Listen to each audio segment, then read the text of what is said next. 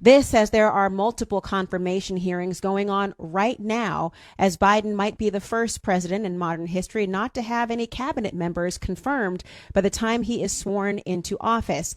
In one particular area of that, as it relates to Biden's political appointees, there are members of Congress, including my next guest, Congressman Michael Waltz out of Florida's 6th District, who is the first Green Beret to serve in Congress, a Florida native, a combat decorated veteran, a former White House and Pentagon advisor, a small business owner, and, of course, a proud father who sits on the committees for armed services, science, space, and technology. He believes that any Biden nominee must take a particular and tough stance against Cuba and Venezuela for any human rights violations. He joins us now to talk about just that. Congressman Michael Waltz, welcome to the show. How are you? Hey, I'm fine. Thank you so much for having me on. I'm glad that you're here. Tell me a little bit. I mean, there's so many things going on right now. People probably don't even realize there are confirmation hearings going on, but very important confirmation hearings are happening, including Secretary of State later on today, Anthony Blinken as well. Tell me, though, walk us through your decision to make sure it's known that you would like any Biden nominees to have a tough stance against Cuba and Venezuela in particular. Explain to us why. Yeah, sure. And I was joined in this effort by two of our Miami representatives, Jimenez and Salazar, obviously with very large and strong both Venezuelan and Cuban American communities. And, you know, our concern as President-elect Biden nominates a lot of former Obama administration officials, many of which were very senior in the Obama administration, that we don't return to the open door policy with both Cuba and Venezuela. You know, there's this kind of underlying, I think, philosophy there that we just disagree with, that if we're nice to them, they'll be nice to us back, and they'll be nice to their own people. We have not seen that to be the case. In fact, since the open door policy, we saw a fair amount of funds and economic benefit only going to those regimes, not flowing down to their people. And in fact, we saw even tougher crackdown on dissidents, on democracy, on activists.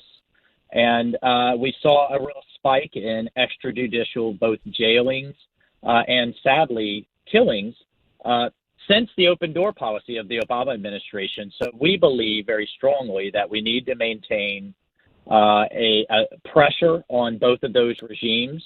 They are dictatorships in every sense of the word, and we can find ways to continue to help the long-suffering people of both Venezuela and Cuba without enriching and without emboldening those regimes. And of course, when he was candidate Joe Biden, not yet president-elect, he slammed the policies of President Trump because he believed that those policies were an abject failure because the Venezuelan people, in one instance, of course, are going through one of the worst humanitarian crises of we've ever seen in the world, and believes that the policies at play have gotten that country nor Cuba any closer to free elections. Is there any truth to that notion? And how do you think that reversing this maximum pressure campaign or keeping it in play, how will it actually benefit or hurt the people of Venezuela and Cuba? Well, what we've seen time and again is when we open economic doors to repressive regimes, the benefit really only goes to the regime. We have ample both intelligence and information on Maduro, on his inner circle, having literally billions of dollars abroad that enriches themselves, enriches their families, literally stolen from the Venezuelan people and the Cuban people over time. And that is in cooperation with China, in cooperation with Russia, and in cooperation with all kinds of other unsavory actors. It just doesn't work. And it doesn't help the actual people themselves. So what the current administration did was recognize Juan Guaido, recognize his role, a constitutional role in the National Assembly, and try to bolster and support those that are trying to return Venezuela to a democracy. The other thing that we have to recognize is the symbiotic relationship between the Castro regime and the Maduro regime. There are literally tens of thousands of Cuban security officers and military officers in Venezuela propping that regime up and just continuing to drive the country into poverty and further into dictatorship. Venezuela was one of the bright spots in South America. It was one of the bright spots in the world, with one of the healthiest, most vibrant economies, a healthy and vibrant civil society, a great and growing democracy, and all of that has been crushed and ruined by the dictatorship that the Maduro regime now is, that it inherited. And we have to take a hard line on that, and we can't condone it, we can't allow it, and we have to continue to pressure the thugs that are propping up that regime. And to that end, over the weekend, you did write a letter along with your colleagues, the Senate Foreign Relations Committee, urging the members to reject any nominee that does not provide assurances that our foreign policy be rooted in promoting democracy towards Cuba and Venezuela. And I put it out on our Twitter page as well for people to review. It was in the Miami Herald. Do you think you'll actually have that assurance when you hear the confirmation hearings and questions today, particularly for Secretary of State Anthony Blinken? Are you assured that you might get those assurances, or is this an uphill battle?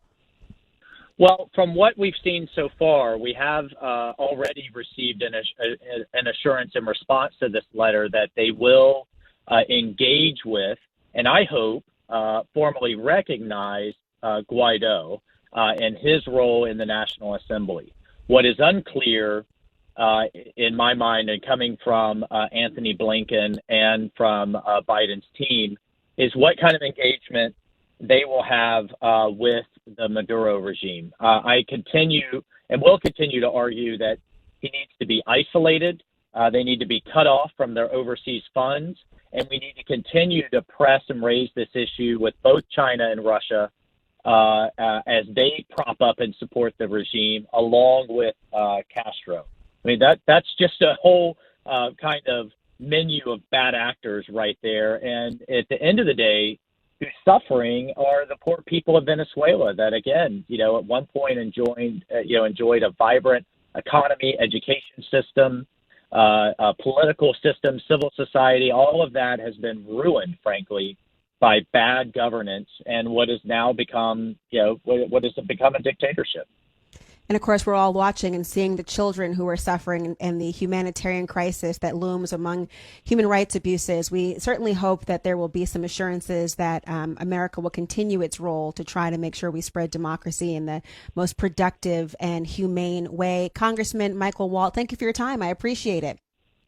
Yeah, thank you so much. I appreciate you really focusing on this issue. It's critical to the future of Florida and for democracy and human rights in the Western Hemisphere. Thanks so much. Sure. I wonder what will come of today's actual confirmation hearings. I guess we'll have to wait and see, because no one's covering it. Because everyone's focused on everything else. And I understand, of course, why. We have a little bit of a multitasking going on in the world today as we're waiting for a number of things. But thank you for your time. I appreciate it.